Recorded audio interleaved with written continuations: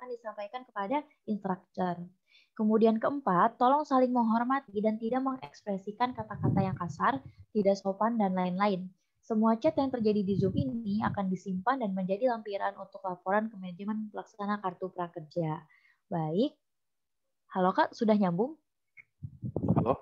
Nyambung kan? Nyambung. Oke.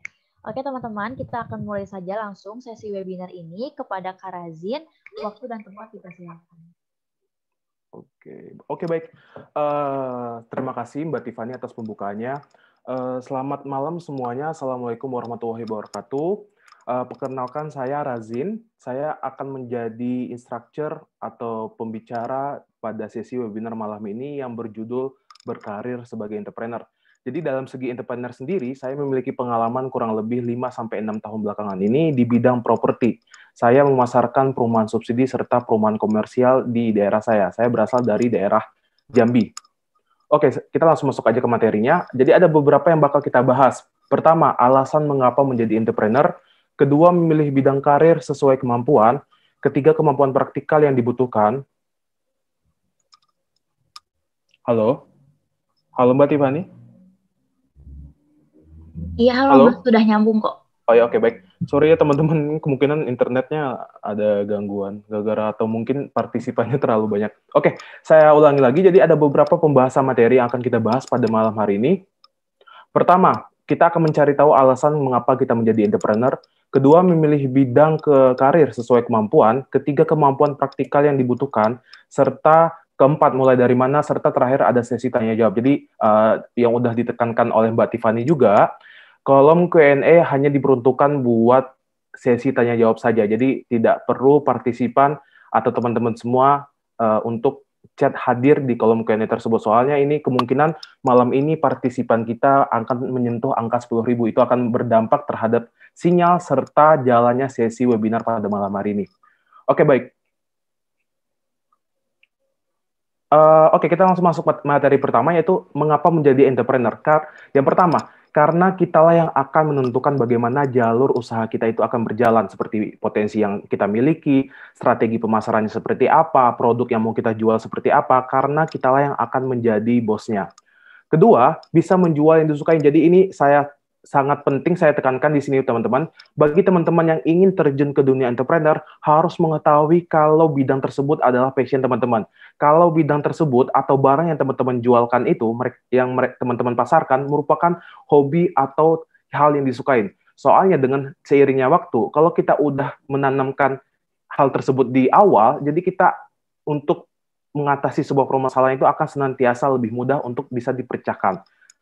Ketiga, membantu ciptakan lapangan kerja. Jadi memang siklus kehidupan entrepreneur itu pasti akan berhubungan terhadap masyarakat, terus akan berdampak bagus terhadap lingkungan, seperti akan mengurangi angka pengangguran, terus dalam segi ekonomi dengan skala nasional bahkan bisa meningkatkan pertumbuhan ekonomi, ataupun dalam segi kecil, pertumbuhan ekonomi di daerah teman-teman itu juga ikut berhasil, begitu. Terus yang alasan terakhir, yaitu memperluas wawasan jaringan. Jadi memang adanya hubungan kehidupan entrepreneur itu pasti adanya hubungan terhadap klien kita, investor kita, supplier kita, ataupun konsumen kita. Pasti kita akan menemukan karakteristik yang berbeda-beda. Dengan karakteristik yang berbeda tersebut, akan bisa membuat kita lebih mempunyai wawasan dan jaringan yang lebih luas lagi. Jadi kita akan bisa melakukan inovasi terhadap produk, melakukan eksperimen terhadap usaha kita. Jadi itu merupakan alasan yang kuat kenapa kita bisa terjun ke dunia entrepreneur. Selanjutnya, peluang karir sebagai entrepreneur. Yang pertama ada wirausahaan pemula, atau yang biasa kita kenal UMKM. Kedua, pemilik waralaba, atau yang biasa kita kenal juga franchise. Ketiga, konsultan bisnis. Keempat, social entrepreneur. Kelima, perencana bisnis. Keenam, analis pemasaran. Serta yang terakhir adalah investor. Kita masuk yang pertama, yaitu UMKM. Jadi, seorang individu, instansi, ataupun perusahaan yang melakukan transaksi perdagangan, transaksi jual-beli di dalam usaha mereka. Itulah yang bisa dikategorikan pelaku entrepreneurs dalam segi UMKM. UMKM sendiri ini dibagi atas 3 kategori, teman-teman. Yang pertama, usaha mikro, memiliki ciri-ciri karyawan tidak lebih dari 4 orang, aset hingga 50 juta, terus omsetnya udah menyentuh angka 300 juta. Di samping itu, mereka juga belum mempunyai namanya manajemen bisnis yang baik. Jadi mereka belum terstruktur dari atas. Di bidang marketingnya atau di bidang pemasarannya, mereka belum tahu siapa yang bakal terjun ke daerah tersebut. Jadi mereka juga belum membuat yang namanya sistematik finansial keuangan dengan bagus gitu. Itu merupakan ciri-ciri dari usaha mikro. Terus contohnya seperti apa sih Kak? Contohnya itu seperti usaha warung kelontong, terus tukang tambal ban, tukang cukur rambut, itu merupakan ciri-ciri dari usaha mikro. Kedua, usaha kecil. Jika karyawan lebih dari 5 orang, aset hingga 50 juta ke atas, serta omset tahunannya udah menyentuh 300 juta ke atas.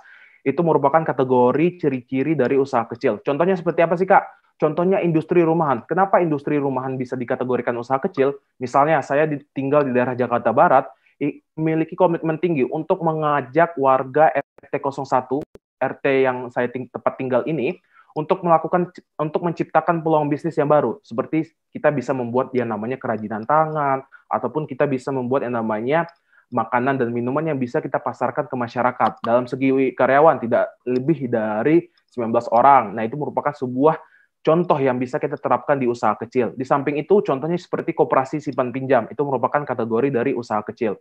Selanjutnya, usaha menengah. Jika pegawai lebih dari 20 orang, aset hingga 500 juta ke atas, serta omsetnya udah menyentuh angka 2,5 miliar ke atas, bahkan sampai ratusan miliar. Jadi memang ini udah ngomongin dengan skala yang besar, skala nasional. Pastinya mereka sudah ada manajemen bisnis yang baik, jadi mereka sudah tahu siapa yang bakal terjun ke bagian pemasarannya, siapa yang bakal menyusun keuangan itu dengan sistematik, siapa yang bakal mengatur sumber daya manusia di perusahaannya. Jadi dengan pembagian tersebut, mereka akan senantiasa fokus terhadap tugas masing-masing, akan bisa melakukan pencapaian target di perusahaannya.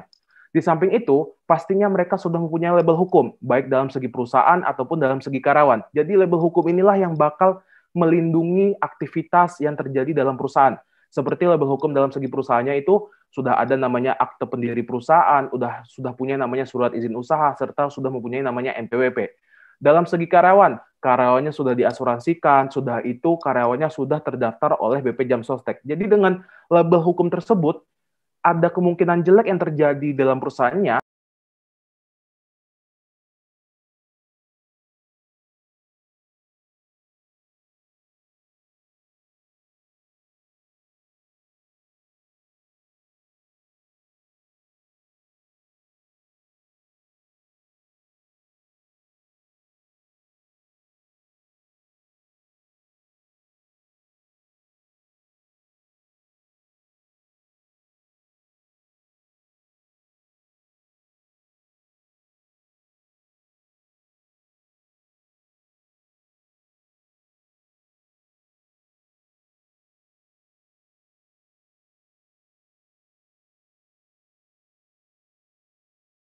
McDonald's, KFC, itu merupakan contoh franchise dengan skala yang besar. Tetapi, bagi teman-teman yang ingin mencoba keberuntungan di bidang franchise, sudah ada franchise yang memiliki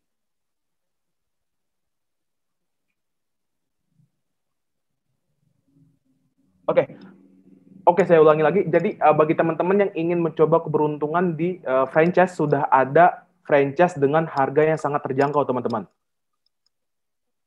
Halo Mbak Tiffany?